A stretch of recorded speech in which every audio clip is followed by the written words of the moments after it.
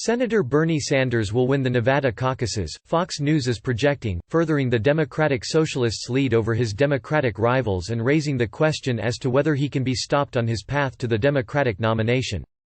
With 6% of delegates in, Sanders leads with 55.3%. According to those returns, former Vice President Joe Biden is in second place with 17.5%, Senator Elizabeth Warren, D-Mass, has 9.4%, and former South Bend, Indiana. Mayor Pete Buttigieg has 8.5% and billionaire Tom Steyer has 7.4%. Ultimately 36 delegates are at stake. See results in Nevada. President Trump responded by congratulating Crazy Bernie and taking a shot at the rest of the field. Looks like Crazy Bernie is doing well in the great state of Nevada. Biden and the rest look weak, and no way Mini Mike Bloomberg can restart his campaign after the worst debate performance in the history of presidential debates, he tweeted. Congratulations Bernie, and don't let them take it away from you. The closely watched process began Saturday with Nevada Democrats optimistic that they would avoid a repeat of the technical glitches that plagued the caucuses in Iowa. Those fears led the state Democratic Party to decide to rely on traditional reporting by phone, rather than an app made by the same developer that created the app blamed for the debacle in Iowa. It has also scrapped a plan to use a Google Forms app loaded onto iPads. Nevada Dems hope to avoid caucus chaos. Here's how the process is supposed to work. Nevada Democrats have learned important lessons from Iowa, and we're confident they're implementing these best practices into their preparations, said Xochitl Hinojosa, a Democratic National Committee (DNC) spokeswoman.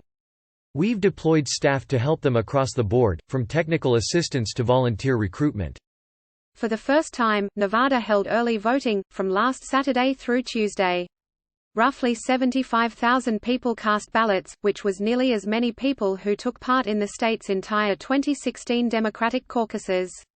But since this is a caucus, the ballot was far from simple. Voters were given ballots to rank their choice of candidates. The early voting ballots were then married with those of caucus goers on Saturday, in both the first round and the realignment. Perez indicated that the early voting was providing a challenge, but said that it was a good problem to have. Asked if there will be results by the end of Saturday, he said, "That's our goal." Shortly after the caucuses got underway, the state Democratic Party pushed back against early reports of party volunteers not showing up to administer caucuses at a number of sites, meaning they were being replaced by campaign precinct captains as site leads or site chairs. Sources in one campaign said the developments were huge red flags and that a number of sites do not have their early voter data needed to calculate the first alignment. To correct the record, there is no volunteer shortage in NV. We have an average of 8 volunteers per caucus site, so roughly 2,000 plus across the state. Also, it's common for campaign volunteers to help with running precincts on caucus day. Nevada Democratic Party spokesperson Molly Forgy said, "This happened here in both 2016 and 2008. Sanders aims for Nevada caucus win to keep momentum going, but other Dems not giving up. Should the state party avoid the pitfalls before them, the caucuses mark a pivotal moment as candidates sought to prove that they can attract support for a more diverse electorate in the state, where there is a significantly higher Latino population than in Iowa and New Hampshire. Nevada's population, which is closer to that of the country as a whole than the more white Iowa and New Hampshire, is 29% Latino, 10% Black and 9% Asian American and Pacific Islander. Look, this campaign is really just getting started. We're finally in a place where there are folks who represent the country, who look like the country.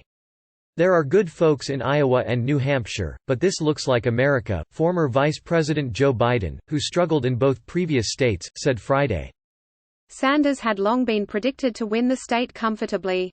A Biden second-place finish is significantly stronger than the disappointing fourth and fifth-place finishes in the first two states, and keeps alive his campaign's narrative that he is the best pick to occupy the centrist lane to beat Sanders and eventually President Trump. But a significant Sanders victory would also raise questions about whether Biden can catch Sanders, and whether centrists should rally around a different candidate. Click here for the Fox News app.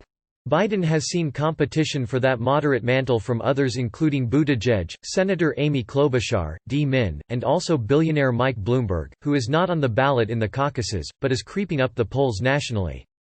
In 2016, eventual Democratic nominee Hillary Clinton edged out Sanders in the Nevada caucuses, thanks in part to her strong support among the state's Latino and African American voters. Fox News' Jackie Heinrich, Lee Ross and the Associated Press contributed to this report.